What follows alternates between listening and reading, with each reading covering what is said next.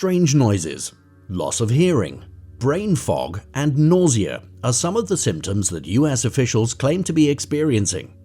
Despite the lack of evidence of a true ailment, US diplomats and spies report unexplainable injuries, prompting a nationwide investigation into what is now known as the Havana Syndrome.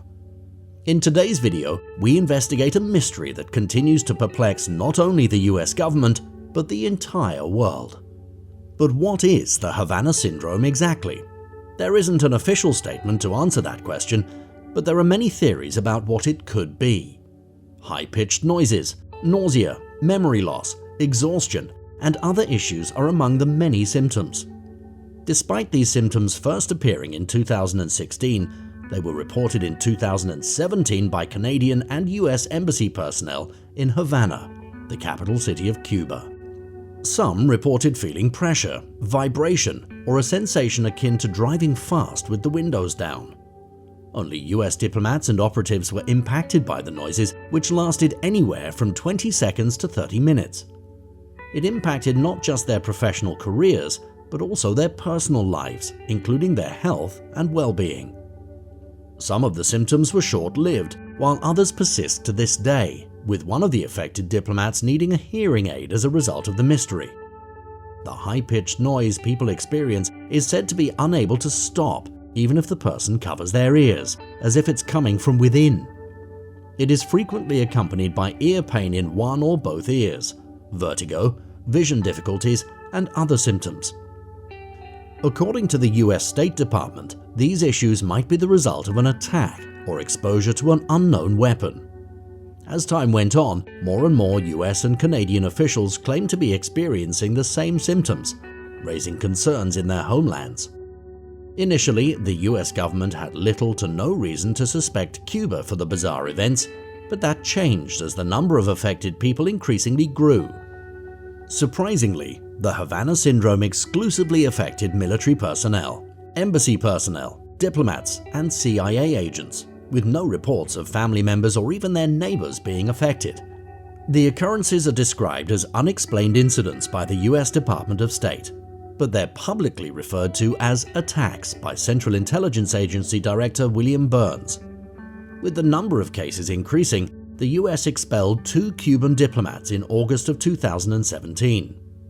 A month later, the US began evacuating non-essential personnel from the US Embassy and issued a travel warning to US citizens. Donald Trump, the former US president, declared in October 2017 that he believed Cuba was to blame. However, when cases began to be reported in other parts of the world, such as China, Australia, and Europe, those theories were quickly dismissed. Cuba was not keeping quiet either. Following the public disclosure of the unusual events, Cuba's foreign minister accused the US of giving false information about the incidents and denied any involvement by Cuba. Despite what seemed to be a conflict coming to life, the Cuban government offered to participate in the US investigation, which involved over 2,000 scientists and law enforcement agents interviewing over 300 neighbors of impacted diplomats and investigating non-diplomats who may have been exposed. The FBI and Cuban authorities met to examine the situation, with the Cubans claiming that the US refused to exchange medical information or grant access to the houses of US diplomats. Despite this, officials in Cuba said they're investigating air and soil samples and believe a variety of harmful chemicals are to blame. That, however, does not explain why only a small set of people was targeted, making the toxic chemicals a less likely cause. Canada took a little longer to respond to the strange events. MRI tests on an undisclosed number of Canadian diplomats, performed by a chief neurologist in Pittsburgh in March 2018, revealed no signs of brain damage similar to that suffered by some of their American colleagues. Global Affairs Canada terminated family posts to Cuba in early 2018 and withdrew all workers with families. However, this was insufficient to halt the spread of the cases. After previous short-term deployments to Cuba, a senior Canadian diplomat claims he was once again posted to Cuba by Global Affairs Canada in 2018, without being notified he already exhibited evidence of brain damage associated with Havana Syndrome, further worsening his condition. When he called the Canadian authorities for medical help after being deported from Cuba in January 2019, he couldn't even remember his access code. The diplomat feels that the government's failure to notify him of the results of his testing put him at greater risk and worsened his already terrible symptoms. "They sent me back with a damaged brain. They exposed me twice. I should not have been sent back there." According to diplomats, the Canadian government continues to downplay the matter, even going as far as to instruct some people not to bring up Havana Syndrome while seeking medical care. So, in February 2019, a group of Canadian diplomats filed a lawsuit against the Canadian government, alleging that it failed to protect them and act quickly enough.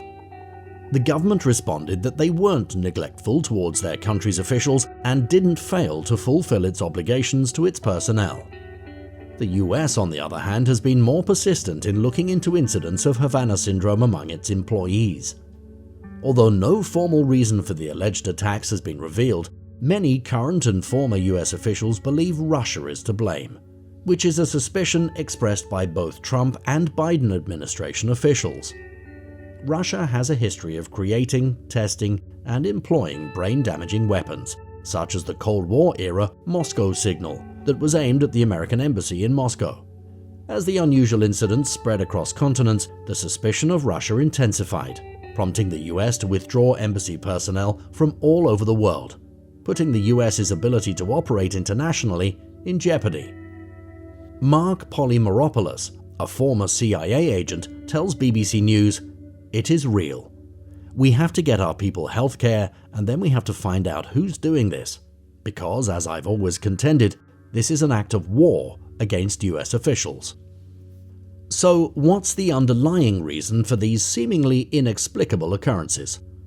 Although no expert agreement can be reached on the cause, a National Academies of Science expert committee concluded in December 2020 that microwave energy appears to be the most plausible mechanism in explaining these cases among those considered by the committee, but that the possible cause remains speculative. Another theory says that Havana Syndrome is linked to pesticides, insecticides, and nerve gas compounds. In 2016, Cuba undertook an extensive mosquito control campaign to combat the Zika virus, spraying in and around offices and diplomatic houses. Separately, the US academies examined chemical contaminants, as well as other potential reasons, such as an infectious sickness, but concluded that the explanations were insufficient. The US hasn't publicly blamed anyone, although there are plenty of suspects if the occurrences are tied to microwave radiation. On the other hand, there is currently no proof that hidden microwave weapons or any other weaponry are being utilized to target specific people. When you think about it, it doesn't seem like much of an odd event that affects only a couple of hundred people. The tale alters, however, when these 200 people all turn out to be American and Canadian diplomats and spies. Something is causing the health of CIA agents and diplomats to deteriorate, and no one knows what it is. Was it a targeted attack on US officials? Or was it just an abnormal coincidence involving pesticides and toxins? The explanation may never be discovered, but investigators haven't given up hope that someday, someone or something will be held responsible. We hope you enjoyed this video, and don't forget to like it and share it with your friends. Also, subscribe to the channel if you're interested in more videos like this one.